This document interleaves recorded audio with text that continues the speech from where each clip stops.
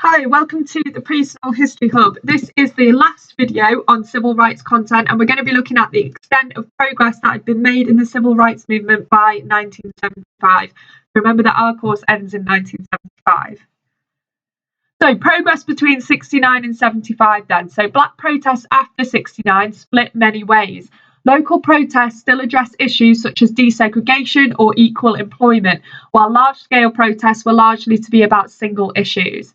The Black Panthers, for instance, held national protests about what they saw as the wrongful imprisonment of some of their members. These large protests drew in other non-black protest groups. The issue that drew in the most people from many different races and classes was US involvement in the Vietnam War. As the USA became more involved in the war, public anti-war feeling increased. Black Americans were particularly angry that their demands for civil rights were not being met, yet they were expected to join the army and fight. For example, the famous boxer Muhammad Ali refused to fight because he had no quarrel with the Vietnamese and said it was wrong to fight for the USA when the government was denying black people their human rights. So, a new president then in 68, did that mean more rights? Richard Nixon became president in 1969, so he was voted for in 68, sworn in 1969. As vice president between 53 and 61, and in his presidential election campaign, he spoke up for civil rights. However, like earlier presidents, he was careful to balance the need for black votes against the need to keep the Southern vote, which was still largely against the enforcement of civil rights. Many of the reforms he introduced were sold to the white community as being likely to stop riots. For instance, he encouraged black businesses and black home ownership, so people would be less likely to destroy their own property which they owned. He also set up funding and training for black people, setting up businesses in black neighbourhoods. He gave tax breaks to white-owned businesses that set up branches in black neighbourhoods. He pressured for affirmative action, which was the deliberate choosing of a black person for a job over a white person. He saw this as a way to get more job equality. It was introduced first in the building industry and then extended to other industries. He made sure that there was more black officials in the White House. So James Farmer, who had been a court official, was given a high-level job in the Department of Health, Welfare and Education. So that's Nixon himself. So what had the extent of progress in civil rights in general been by 1975 then? So during the period 68 to 75, there was some progress in the civil rights movement, but it was limited. Above all else, by 75, the civil rights movement has succeeded in encouraging much greater federal intervention on behalf of black Americans, so the government getting involved. So Nixon and civil rights. Richard Nixon had seemed to be in favour of civil rights in the 50s. As president, however, he showed little sympathy or support for the movement.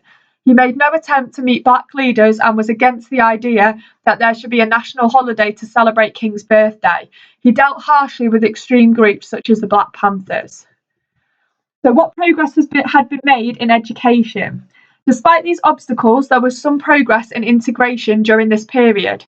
In 1968, 68% of Southern black children attended segregated schools, but by 1974, this had fallen to only 8%. The busing initiative made Southern schools among America's best integrated. Nixon refused to support the Supreme Court during the Swan versus Charlotte Mecklenburg case of 1971. The court said it was time for school desegregation to be fully carried out by busing children considerable distances to achieve racially mixed schools. However, Nixon insisted that this would not benefit the children involved nor the local community. Progress in employment and business.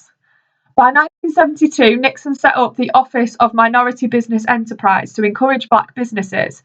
In the same year, the Equal Employment Opportunity Act gave the courts greater powers to enforce equality in employment.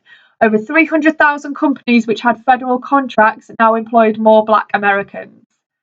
By 1975, African Americans could point to some progress, but also to continued inequalities. In 1970, unemployment among whites was on average about 5%, but for black Americans, it was almost 8%. Among white teenagers, it was about 15%, but for black teenagers, it was about 50%. So progress in politics then. In 1973, more than 200 African Americans were elected to state legislatures and 16 had been elected to Congress.